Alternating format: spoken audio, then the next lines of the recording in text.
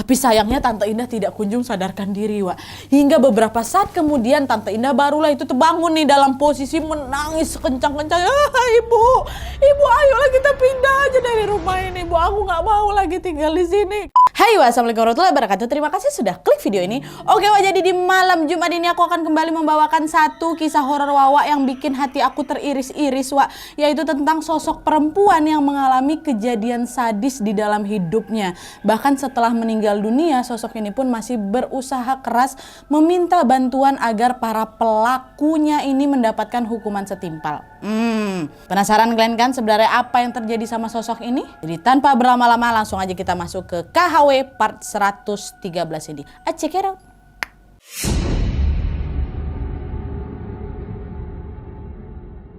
Oke, jadi cerita yang akan aku bawakan malam ini dikirim sama Wawa aku yang bernama Widya dari Riau. Halo Widya. Jadi Wak, kisah ini nyata dialami oleh keluarganya Widya, tepatnya ibunya Widya yang bernama Tante Rina pada tahun 2001 lalu. Nah jadi Wak, Tante Rina ini merupakan seorang anak sulung dari 4 bersaudara, di mana adik-adiknya itu masih berusia belia waktu itu. Yang pertama ada Tante Rina, yang kedua Tante Indah waktu itu berusia 17 tahun, terus yang ketiga ada Tante Nara berusia 15 tahun, dan yang terakhir Om Yusuf masih 13 tahun umurnya. Nah Tante Rina ini Wak tinggal bersama adik-adik dan juga orang tuanya di satu rumah, walaupun pada saat itu Tante Rina ini sudah berkeluarga. Nah hal ini Wak dikarenakan suaminya Tante Rina lagi merantau nih cukup jauh dari kota tersebut. Jadi biar kayak nggak kesepian gitulah, akhirnya Tante Rina pun memutuskan untuk tinggal sementara bersama orang tuanya. Nah keluarga besar tersebut Wak menempati sebuah rumah yang ada di salah satu kota di Riau itu. Nah kota ini Wak terkenal sangat dekat sekali dengan perbatasan luar negeri, yaitu Malaysia dan Singapura. Jadi kalau memang warga di kota itu mau pergi ke sana tuh nggak perlu repot-repot pakai apa, pakai pesawat, naik kapal pun udah sampai. Kalian tebak-tebak aja sendiri di mana kota tuh ya.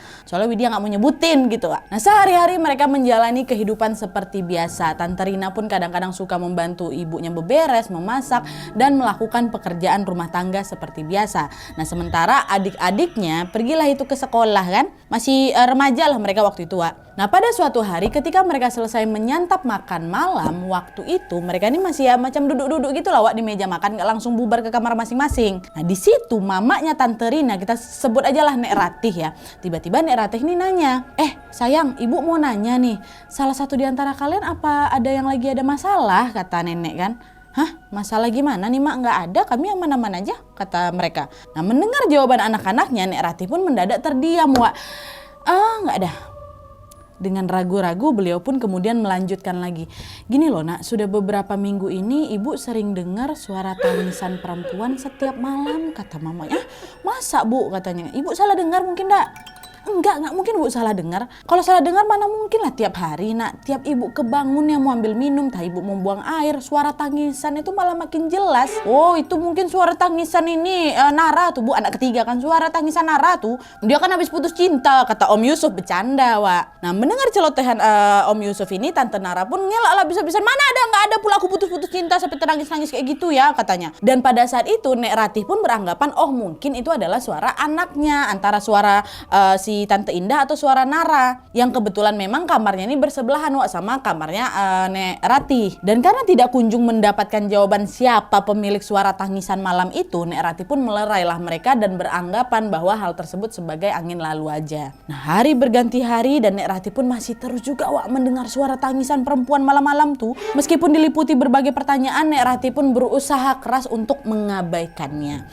Hingga pada suatu hari mulailah terjadi serangkaian hal ganjil yang dialami oleh satu keluarga tersebut, nggak cuma Nek Ratih aja. Nah orang kedua yang mengalami kejadian aneh berikutnya setelah Nek Ratih adalah Tante Indah Wak, anak kedua. Nah ceritanya Tante Indah ini satu kamar Wak sama adiknya Tante Nara tuh. Suatu malam Tante Indah ini terbangun dari tidurnya karena kebelet pipis. Dan waktu itu karena memang adiknya si Tante Nara ini udah tidur pulas, Tante Indah pun merasa ya udah nggak enak lah bangunin adiknya kan. Sehingga mau tidak mau Tante Indah ini pun langsung lah pergi ke kamar mandi sendirian. By the way Wak, rumah mereka ini tergolong rumah tua ya, dimana di dalam kamar mandi mereka itu ada sebuah sumur gitu. Nah sumur tersebut masih difungsikan sebagaimana sumur-sumur biasanya. Kadang airnya dipakai buat mandi, buat cuci piring, buat cuci baju dan lain sebagainya. Nah biar tidak terlalu gelap Wak, di dalam kamar mandi itu tepat di atas sumur nih, sumuran tepat di atasnya tuh atapnya tuh dibuat bercelah Wak, agar cahaya bisa masuk. Jadi pas siang hari langitnya bisa kelihatan dari dalam kamar mandi. Begitu juga waktu malam hari, di mana cahaya bulan juga bisa kelihatan ya. Bisalah kalian bayangin gimana posisinya ya. Nah selepas Tante Indah ini pipis dan bebersih, entah kenapa Tante Indah ini tiba-tiba menoleh ke atas tepat ke arah sisi yang nggak beratap tuh, ada yang bolong tuh. Dan ketika Tante Indah melihat ke sana, alangkah terkejutnya Tante ketika tiba-tiba di depan matanya muncul sosok kepala perempuan tanpa badan yang sedang melayang gitu. Bener betul nggak ada badannya, cuman macam kepala terpenggal gitu loh, dan masih berambut macam kuyang. Kalau kuyang kan masih ada usus-usus isi perutnya kan, ini nggak, kepalanya aja, kepala melayang. Tante Indah yang kaget melihat pemandangan mengerikan tentu ya langsung berteriak kan, wah apa itu, kata. Kencang kali suaranya Wak, sampai semua yang ada di rumah itu terbangun dari tidurnya. Nah khawatir Tante Indah kenapa-napa, mereka pun langsunglah menghampiri Tante Indah di sumur tuh, di kamar mandi itu, dan melihat Tante Indah dalam keadaan terkulai lemas dengan wajah yang sangat pucat. Indah, kamu kenapa? Kok kenapa nak? Katanya mamanya kan Nek Rati kan, tapi Tante udah nggak sanggup lagi Wak ngejawab pertanyaan mamanya tuh. Semalaman itu Tante Indah cuma bisa nangis sesenggukan aja Wak.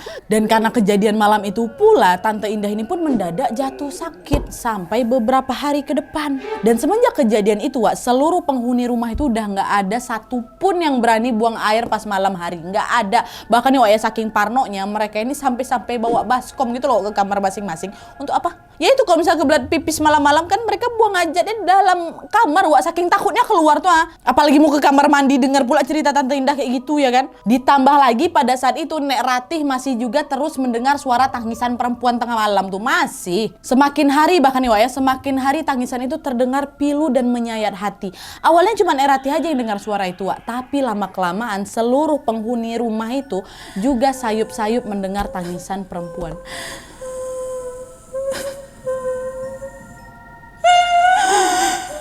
Kayak gitu.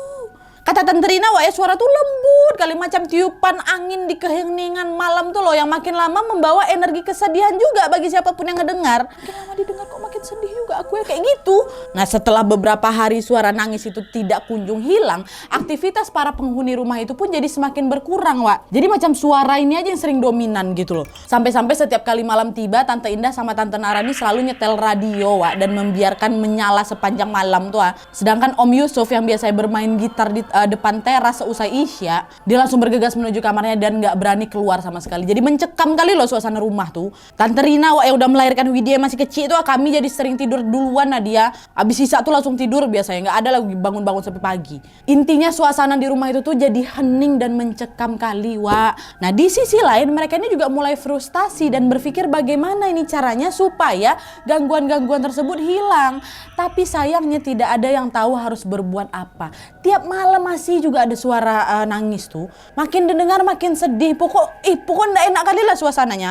Nah hingga akhirnya Wak, suaminya Nek Ratih, kita sebut aja lah kakek Sudin ya, pulanglah ini dari perantauan ke rumahnya. By the way suaminya Nek Ratih ini Wak memang bekerja di luar kota, yang pulangnya cuma sebulan sekali. Dan setelah tahu Kek Sudin ini pulang, Nek Ratih pun langsunglah menceritakan semua kejanggalan yang memang menimpa keluarga mereka.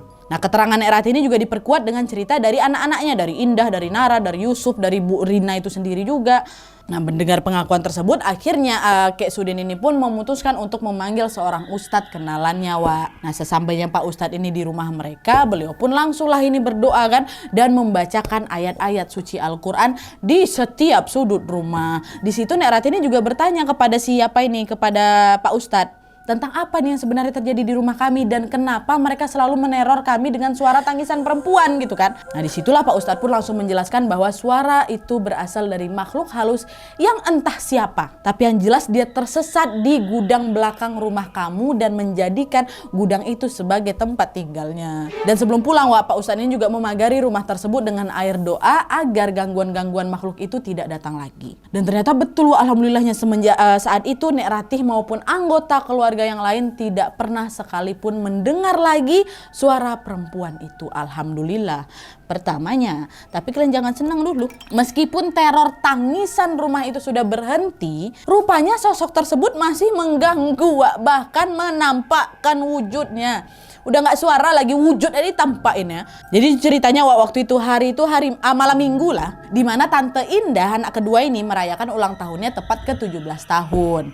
Dan sebagai bentuk syukur, Wak, Tante Indah ini mengundang lah teman-teman sekelasnya kan untuk makan-makan dan juga bakar-bakar jagung di halaman rumah Tante Indah. Mereka buat api unggun, mereka bernyanyi bersama-sama macam lagi camping lah, Wak. Seru kali. Terus beberapa saat kemudian ada ini satu kawannya Tante Indah yang namanya Om Aji lah gitu kan. Dia nanya ke Tante Indah, "Dah, itu yang baju putih berdiri di samping pagar tuh siapa?" katanya. "Kok nggak ku ajakin masuk? Dia dari tadi loh di situ, kasihan pula aku nengoknya," katanya. "Hah? Siapa? Perasaan aku nggak ada ngundang anak-anak lain lah selain kawan kelas kita. Coba kau cek dulu, siapa tahu kawan kita sana." Nah, Tante Indah yang penasaran pun langsunglah berjalan, Wak, menuju ke pagar untuk melihat siapa yang dimaksud sama Om Aji. By the way, pagar ini nggak langsung berhadapan sama mereka, Wak, ya. Mereka agak membelok lah dikit ke halaman tuh. Tante Indah ngecek nih. Nah, di momen itu Tante Indah memang sebenarnya udah ngerasa bingung. Karena kalau misalnya memang gadis itu kawan sekolahnya Tante Indah atau memang kawannya adik aku Tante Nara, pasti dia langsung masuk ke rumah ikutan nimbrung sama kami ya kan. Kenapa pula dia malah berdiri sendirian di sana? Kalau misalnya juga itu tetangga kami, kayaknya nggak mungkin juga lah. Karena setahu Tante Indah, tetangga mereka tuh cukup tertutup, Wak. By the way, juga rumah-rumah di komplek si Tante Indah ini merupakan rumah-rumah besar yang berpagar-pagar tinggi gitu loh, Wak. Orang-orangnya pun juga nggak banyak bersosialisasi satu sama lain waktu itu. Ditambah lagi tidak ada tetangga mereka yang seusia Tante Indah maupun seusia adik-adik aku. Siapa perempuan ini ya kan? Tapi meskipun keheranan, Tante Indah pun tetap lah, Wak, mengecek itu ke depan.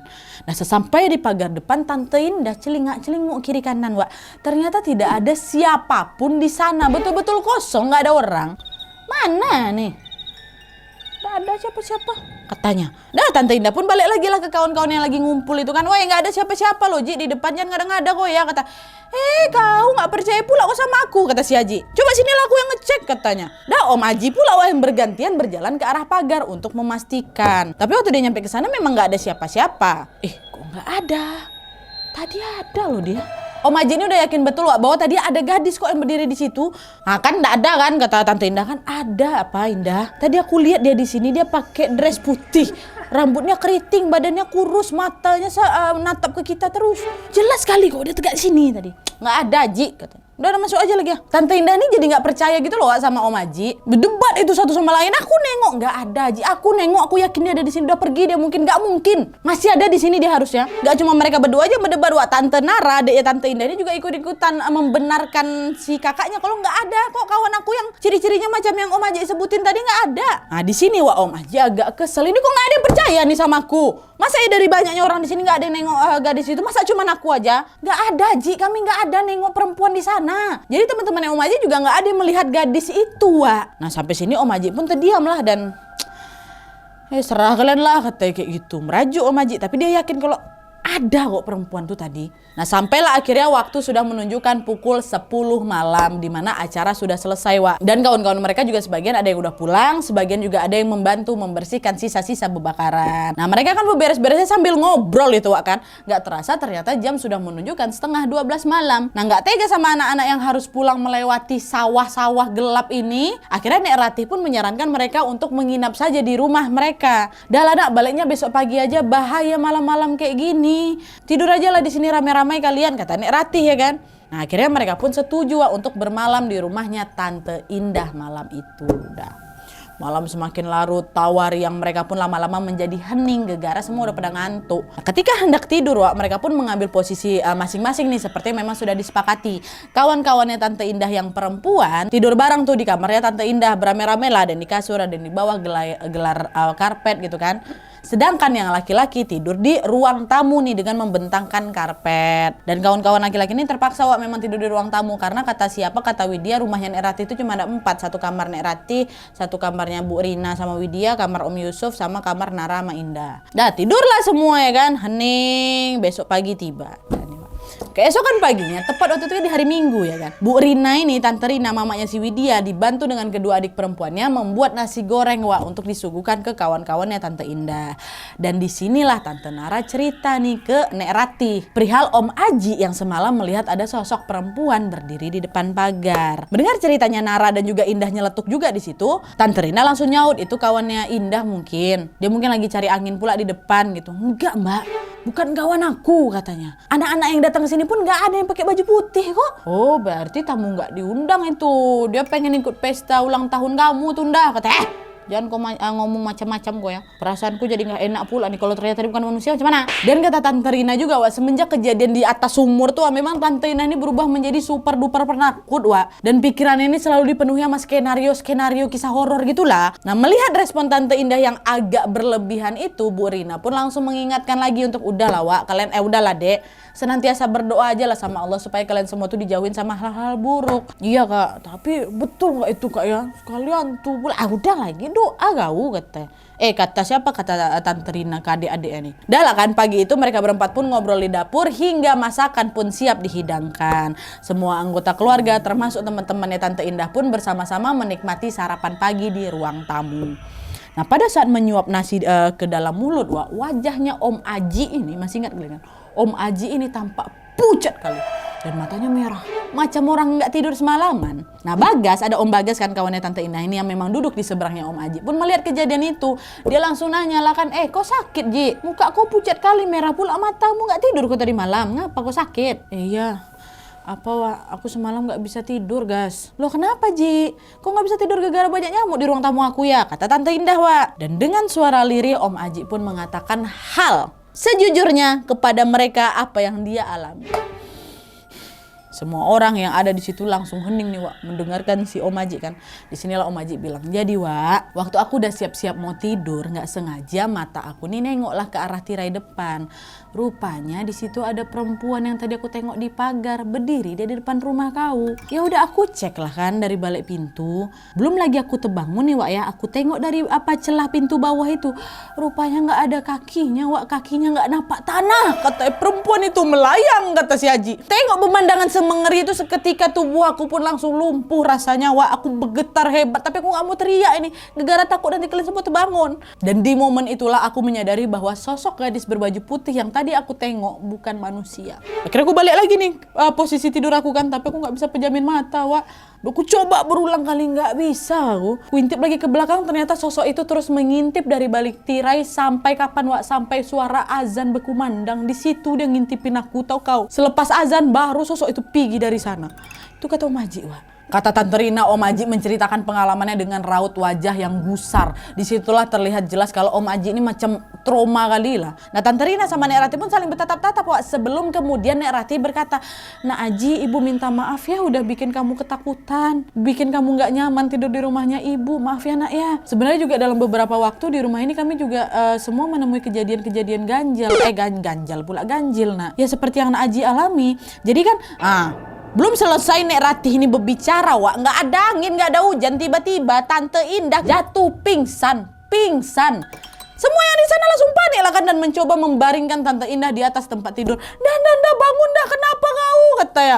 Tapi sayangnya Tante Indah tidak kunjung sadarkan diri Wak.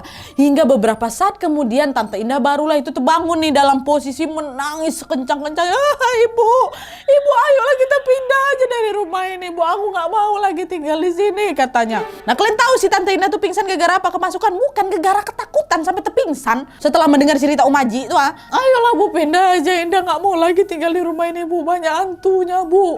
Entah apa yang dirasakan sama Tante Indah waktu itu Wak, tapi yang jelas pada saat itu dia tuh macam trauma berat kali loh dengan semua gangguan yang dialami di rumahnya tuh ditambah lagi pengalaman Om Aji. Nah mendengar permintaan Tante Indah, Nek Ratih tuh hanya bisa terdiam Wak. Gak diiyakannya. Gegara apa? Karena permintaan tersebut mustahil untuk dipenuhi. Rumah tersebut merupakan rumah pertamanya Nek Rati dan suaminya sejak menikah. Semua anak-anaknya termasuk Tante Rina, Tante Indah, Tante Nara, Om Yusuf tuh lahir di rumah tuh. Rumah ini terlalu banyak menyimpan kenangan nak. Gak mungkin juga lah kita pindah gitu aja. Pikir apa?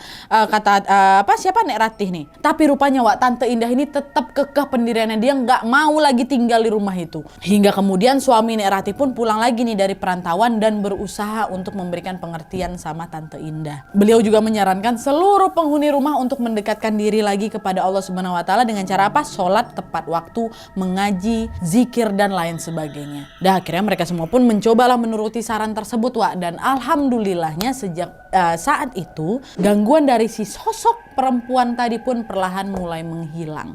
Pun udah nggak ada lagi suara tangisan ataupun sosok perempuan yang menampakkan diri itu lagi, Wak. Makin hari suasana di rumah pun berubah, sudah menjadi adem dan tentram. Selesai Nadia? Belum, Wak. Kenapa? Karena beberapa bulan sejak kejadian Tante Indah pingsan sama Om Haji nengok cewek itu, tiba-tiba ada lagi satu peristiwa yang menggemparkan warga lagi, Wak. Bukan keluarga tuh aja, menggemparkan warga di lingkungan tersebut. Saking gemparnya, Wak, para tetangga pun sampai bergosip ini kasak-kusuk. Ih, kok bisa ya kejadian macam itu terjadi di sini?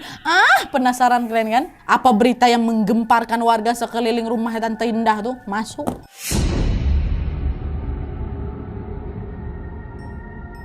Nah jadi, Wak, ceritanya pada suatu siang sekitar jam 11 siang lah gitu waktu setempat, warga di komplek tersebut mendadak digemparkan dengan kehadiran mobil polisi dengan sirenenya. Ninu, ninu, ninu, mobil polisi kan. Suasana di gang komplek itu pun menjadi semakin bising gegara, suara sirene itu berdentam-dentam saling menyahut. Gak lama kemudian mobil polisi itu pun berhenti tepat di sebuah rumah besar yang berada tidak begitu jauh di depan rumahnya Nek Rati. Tante Rina sama Nek Rati yang pada saat itu bersantai ini dalam rumah kagetlah langsung. Mah, Bu, apa ini?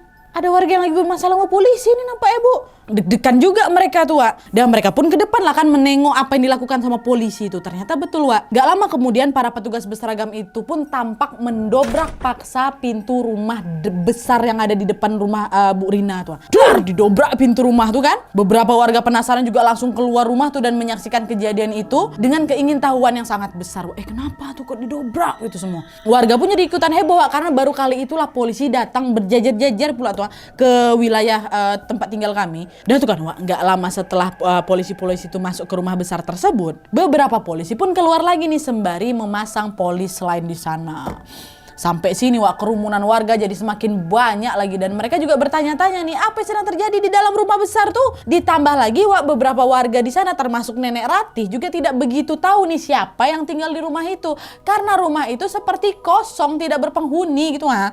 Dan tidak lama kemudian dari situlah warga akhirnya tahu bahwa sudah terjadi pembunuhan di dalam rumah besar itu pada 6 bulan yang lalu, Wak. Mereka semua bertanya-tanya kan, siapa nih yang jadi korban, siapa yang dibunuh, siapa pelakunya? Karena warga di sana sama sekali nggak menyangka, Wak, bakal terjadi kejahatan sadis di wilayah mereka itu. Dan yang bikin warga makin bertanya-tanya lagi, Wak, warga yang berkerumun itu tidak melihat polisi membawa kantung jenazah dari dalam rumah. Artinya apa? Kemungkinan jasad korban tidak ada dalam rumah itu, ya kan? Nah, untuk memuaskan keingintahuan warga, polisi pun kemudian mengatakan dengan singkat kalau korban dari pembunuhan tersebut adalah seorang perempuan, kata polisi. Tapi di sini ini belum dikasih tahu identitasnya, namanya, asal usul yang nggak ada dikasih tahu. Kenapa nggak dikasih tahu? Karena polisi juga belum tahu waktu itu, ya. Udah tuh, Wak, keesokan harinya polisi datang lagi nih ke rumah tersebut sembari membawa beberapa orang lelaki berbaju tahanan, baju oranye tuh. Ternyata di hari itu pula polisi langsung menggelar reka adegan di mana para pelaku ini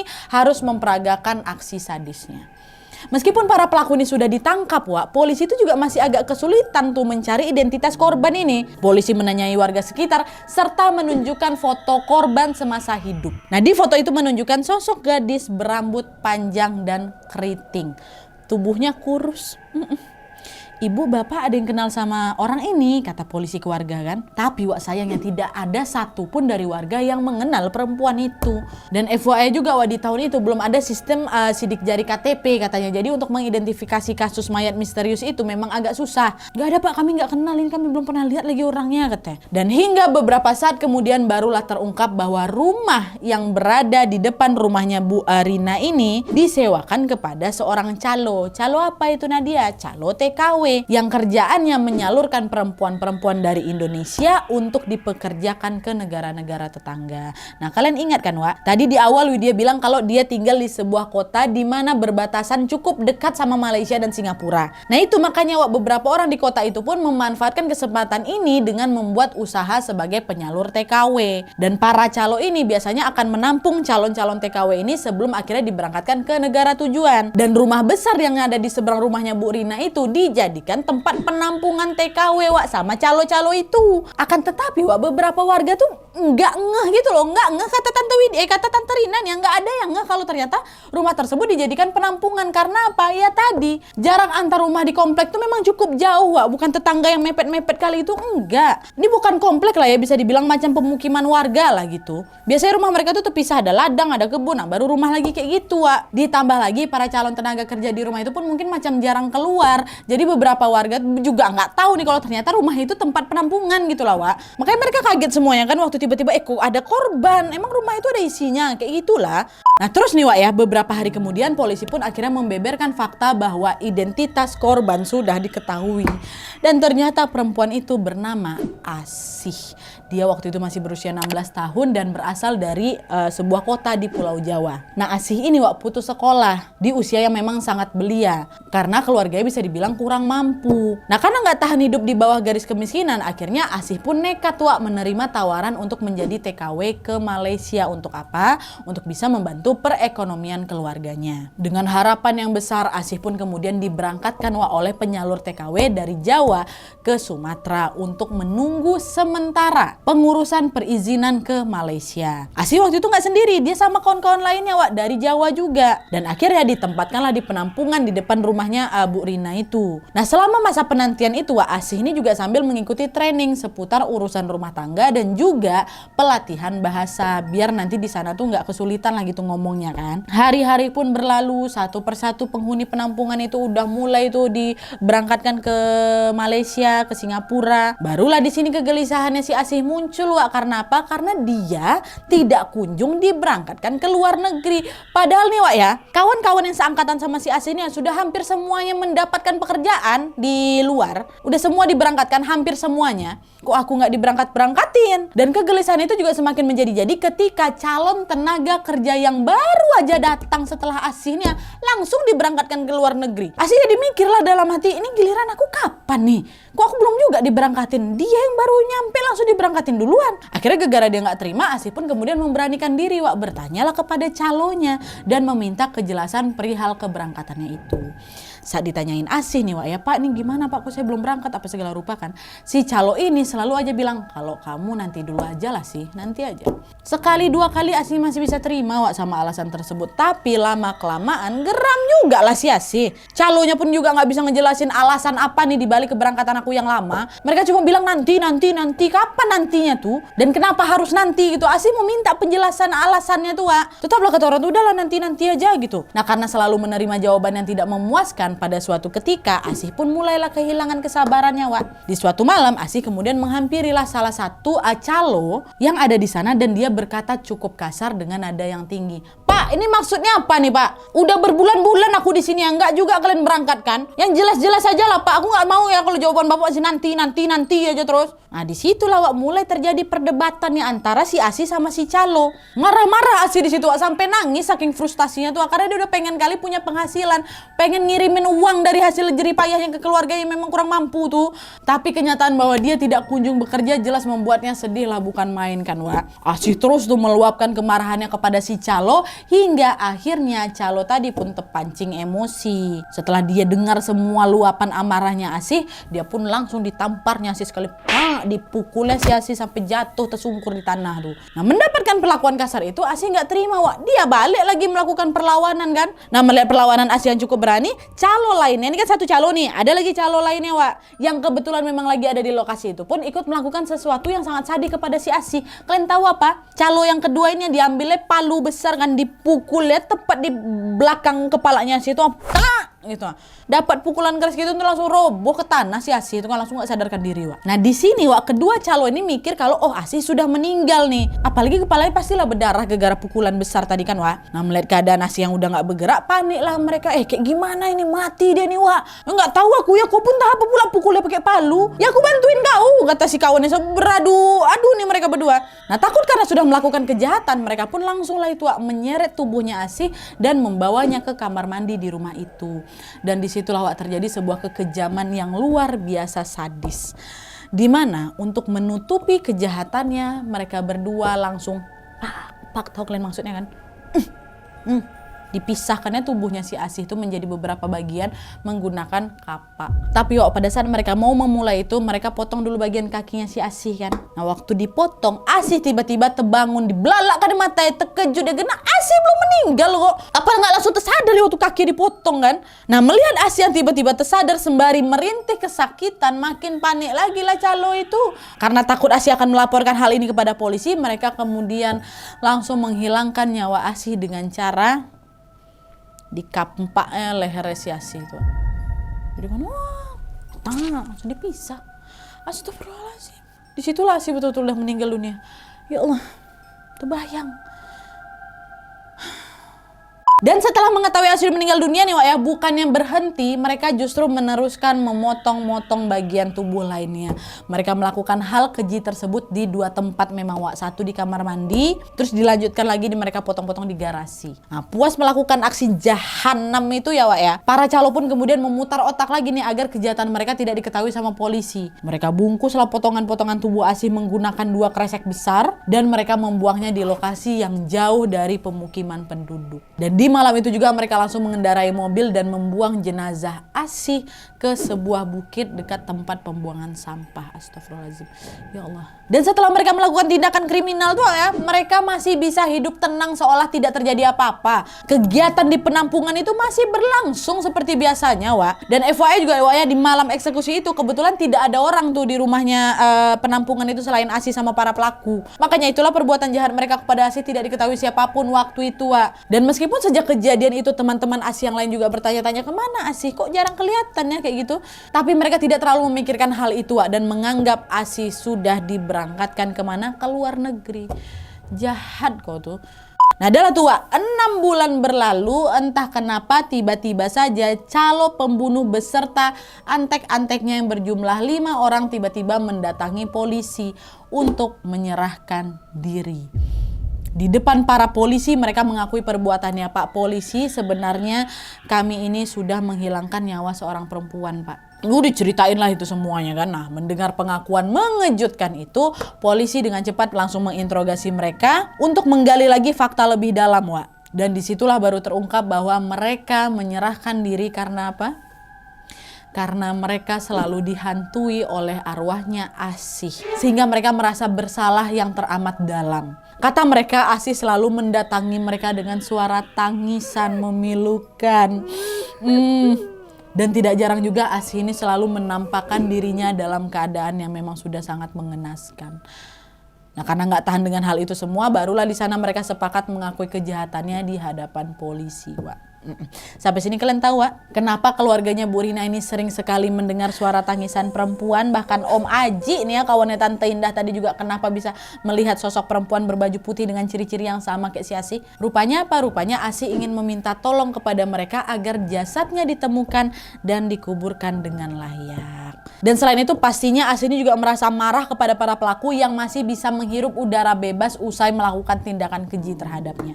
Dan alhamdulillah kasus ini segera terungkap dan para pelaku sudah dihukum akibat perbuatannya itu. Alhamdulillah. Asih kasihan. Oke Wak, jadi itu tadi cerita tentang sosok Asih yang bergentayangan karena ingin dikuburkan dengan layak. Jujur aku sedih, ngilu juga ngebayangin ada di posisi Asih Wak. Astagfirullahaladzim. Kebayang gak sih Wak kalian, seorang perempuan di bawah umur punya cita-cita mulia untuk membantu perekonomian keluarga, justru berakhir dihilangkan nyawanya secara sadis. Rest in peace Asih. Astagfirullahaladzim. Dan sebelum aku mengakhiri cerita ini Wak, aku mau kasih informasi tambahan ya dari Widya. Ternyata Wak, alasan kenapa Asih gak kunjung juga dikirim ke Malaysia Malaysia karena dia masih di bawah umur, Wak, belum punya KTP, sehingga dokumen-dokumen itu terkendala. Bukan karena nggak mau dikirim ya, karena memang belum cukup umur. Tapi ya tinggal kau bilang aja kenapa sih gitu kan, kau bilang aku belum cukup umur, Asih tunggu aja dulu gitu. Nggak bisa juga dibenarkan kau melakukan kejahatan sesadis itu kan, pelaku. Bisa aku kasih pengertian baik-baik sama Asih, kenapa mau ku bunuh, kau mutilasi pula, astagfirullahaladzim, speechless aku. Tapi ada untungnya pula Asih ini bergentayangan kan, Wak. Kalau dia nggak datangin para pelaku, kejahatannya mungkin juga nggak terungkap sampai kapanpun. Untung ada Allah, Wak, yang selalu membolak-balikan hati manusia. Para pelaku yang awalnya bodoh amat gitu kan, mendadak jadi dihantui perasaan bersalah. Makanya jangan berbuat macam-macam kau. Dan juga untuk Asih, mari kita kirimkan Al-Fatihah supaya Asih ditempatkan di sisi Allah Subhanahu wa taala. Dan untuk semua keluarga Asih yang ditinggalkan, semoga diberikan kesabaran dan juga kesehatan dan juga ketabahan dari Allah Subhanahu wa taala. Amin ya rabbal alamin. Oke, Wak, jadi sekian dulu videonya. Terima kasih banyak yang sudah menonton. Kalau kalian suka video ini, klik like-nya. Jangan lupa komen di bawah untuk ide dan saran-saran untuk video selanjutnya. Jangan lupa nyalain notifikasinya supaya kalian tahu kalau aku upload video baru. And as always, jangan lupa untuk klik tombol subscribe supaya kalian sama-sama tahu informasi menarik dan menegangkan dari channel aku. See you next video, Wak. Bye.